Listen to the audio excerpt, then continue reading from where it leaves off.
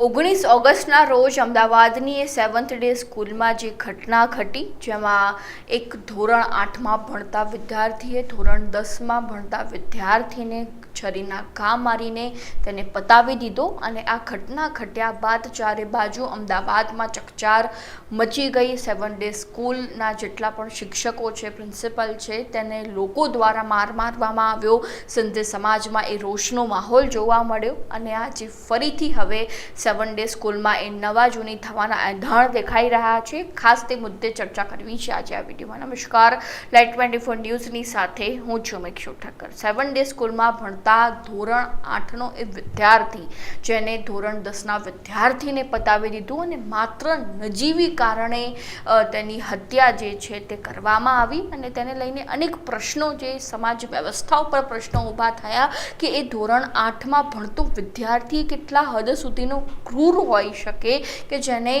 આવી રીતે ધોરણ 10ના વિદ્યાર્થીને પતાવી દીધો। એની એ ગુસ્સો કેટલા હદ સુધીનો કહી શકાય, ક્રૂરતા કેટલા હદ સુધીની કહી શકાય। અને સેવન્થ ડે સ્કૂલ ઉપર પણ ઘણા આરોપો લગાવ્યા હતા કે જ્યારે ધોરણ 10ના વિદ્યાર્થીને છરીના ઘા મારીને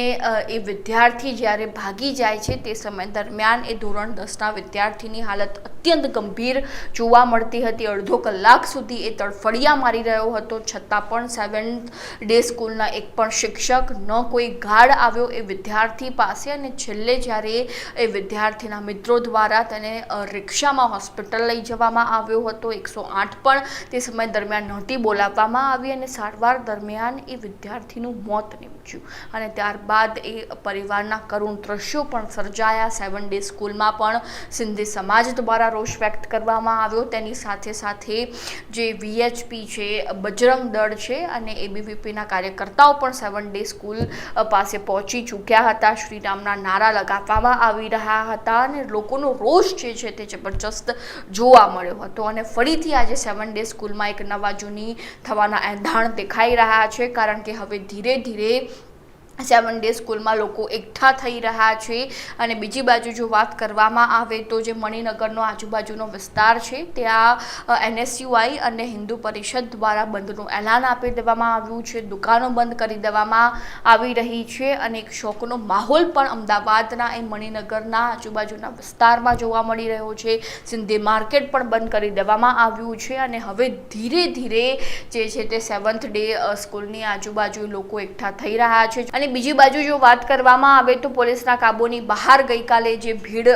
જોવા મળી હતી, પોલીસ પણ એ ભીડ ઉપર કાબૂ નહોતી લઈ શકતી અને અતિશય રોષનો માહોલ લોકોમાં જોવા મળી રહ્યો હતો અને તે પરિસ્થિતિને ધ્યાને રાખતા જ આજે પોલીસ જે છે તે સક્રિય જોવા મળી રહી છે। સેવન્થ ડે સ્કૂલમાં જો કોઈ પણ લોકોનું ટોળું જોવા મળે તો તાત્કાલિક ધોરણે તેની અટકાયત કરવામાં આવી રહી છે। અને બીજી બાજુ જો વાત કરવામાં આવે તો હજુ પણ સેવન્થ ડે સ્કૂલ ઉપર એ લોકોનો રોષ જોવા મળી રહ્યો છે, કારણ કે જે રીતે જે વિદ્યાર્થી દ્વારા એ ધોરણ 10માં ભણતા વિદ્યાર્થીની હત્યા કરવામાં આવી છે તે વિદ્યાર્થીની પહેલાં પણ ઘણી ફરિયાદો આવી હતી, છતાં પણ સેવન્થ ડે સ્કૂલના સ્ટાફ દ્વારા, એ પ્રિન્સિપાલ દ્વારા, એ શિક્ષકો દ્વારા એ ફરિયાદોને નજરઅંદાજ કરવામાં આવી અને છેલ્લે આવું પરિણામ જે છે તે એક વિદ્યાર્થીને ભોગવવું પડ્યું અને ક્યાંક ને ક્યાંક આપણે એ વિદ્યાર્થીના પરિવારને જે દુઃખ પડ્યું છે, જે મુશ્કેલીનો આભ તૂટી પડ્યો છે, આપણે પણ ન વિચારી શકીએ। અત્યંત દુઃખની લાગણી જે છે તે પરિવારમાં જોવા મળી રહી છે, હૈયાફાટ રુદન જોવા મળી રહ્યું છે, કારણ કે ધોરણ 10માં ભણતો એ વિદ્યાર્થી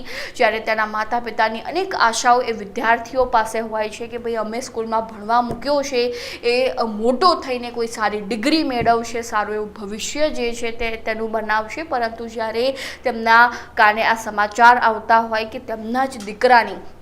ધોરણ 10માં ભણતા એ